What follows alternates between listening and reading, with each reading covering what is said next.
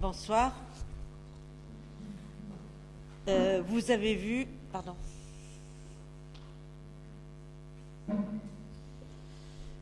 Vous avez vu, le chef d'État a choisi de déshonorer la France, de salir les valeurs de la République en officialisant le racisme d'État, avec des actions policières spectaculaires et inefficaces, dont l'odieuse chasse aux Roms.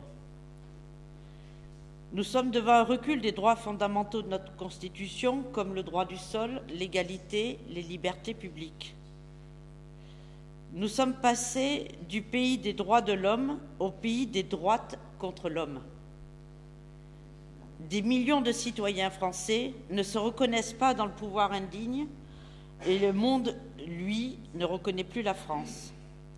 Depuis l'entrée dans le gouvernement conservateur autrichien du parti d'extrême droite de Jörg Haider en 2001, aucun pays européen n'avait été la cible d'une telle opprobre internationale. Le Parlement européen, la Confédération européenne des syndicats, la commissaire européenne de justice, le président de la Commission européenne lui-même, tous rappellent au gouvernement français que la discrimination basée sur l'origine ethnique est incompatible avec les valeurs sur lesquelles sont fondées l'Union européenne. Mais pourquoi en sommes-nous arrivés là en France?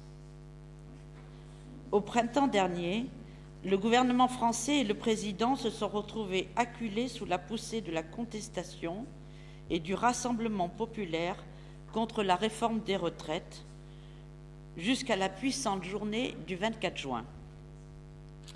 Alors Sarkozy et les siens s'entêtent dans leur stratégie de détourner la colère populaire sur des populations transformées en boucs émissaires.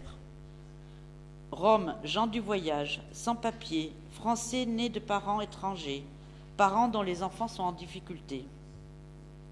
Et l'exaspération est encore montée d'un cran pendant l'été, avec l'affaire Woerth-Bettencourt, spectacle lamentable de l'intime complicité des dirigeants de l'UMP, qui est le parti du président, avec les sphères les plus influentes de la finance.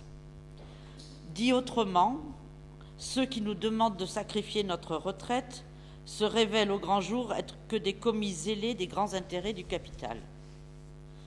Alors, en France, les associations, les syndicats et les partis de gauche ont dénoncé la stratégie de Sarkozy pour arriver à ses fins, celle de créer dans la population française de la tension, de la division, du racisme, en exploitant les émotions que génère la souffrance sociale, la paupérisation des salariés, l'inquiétude pour l'avenir. Nous avons fait un lien entre les manifestations du 4 septembre contre le racisme d'État et celles du 7 septembre pour sauver nos retraites. Il y a eu du monde dans la rue pour refuser ces expulsions brandies comme des trophées de guerre et pour préserver un modèle social de solidarité. En même temps que les députés communistes à l'Assemblée nationale se battent pour obliger les revenus financiers à participer au financement de la protection sociale, les maires communistes de la banlieue rouge de Paris ont hébergé dans les hôtels les Roms que la police nationale avait mis dans la rue après avoir détruit les campements. À la fête de l'Humanité, qui a accueilli cette année 600 000 personnes pendant 3 jours, Pierre Laurent, donc le nouveau responsable du Parti communiste français, avec nos partenaires du Front de gauche, ont lancé la construction d'un pacte d'union populaire pour l'élaboration d'une nouvelle république garante du vivre ensemble dans notre société. Et je voudrais rajouter aussi la joie que j'ai de vous dire qu'aujourd'hui, la manifestation en France a été réussie, alors que tout le monde nous disait que ça allait être le flop. Tout le monde est descendu dans la rue encore aujourd'hui.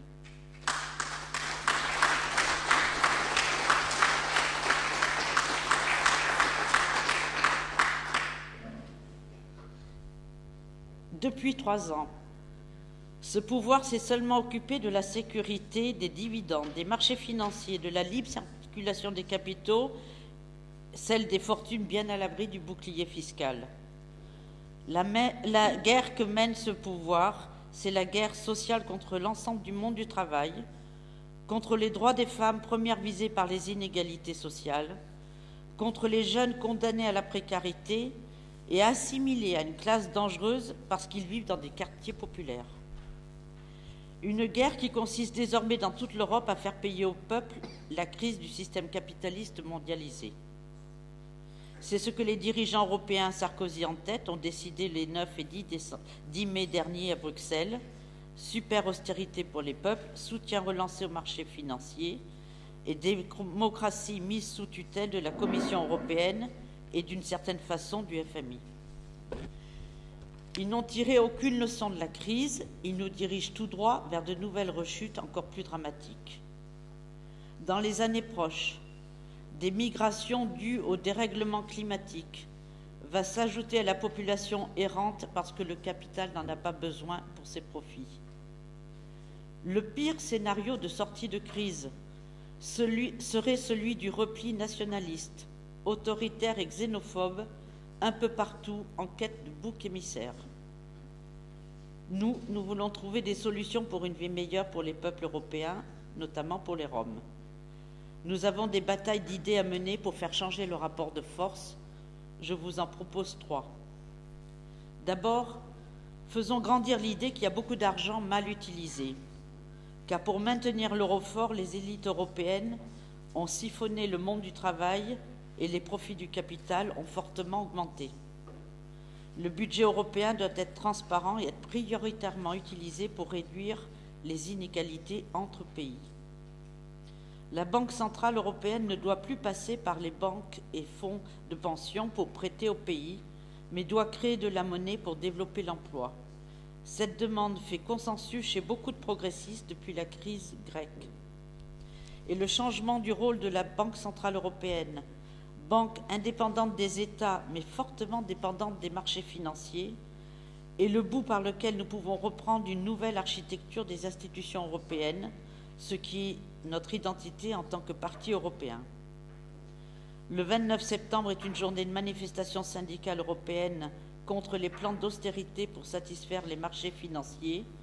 Les militants de nos partis seront, j'espère, mobilisés pour informer des propositions politiques que nous faisons. Deuxième bataille d'idées, améliorons l'articulation entre les questions sociales et les questions écologiques.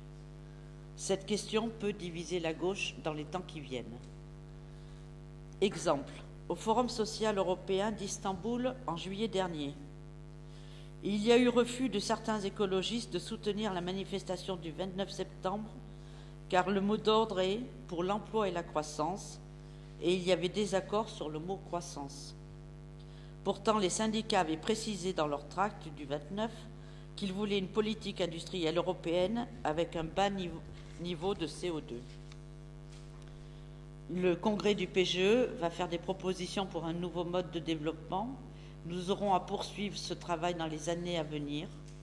Et le rendez-vous de Cancun en décembre, qui fait suite à Copenhague, doit être un moment de solidarité avec l'ensemble des habitants de la planète.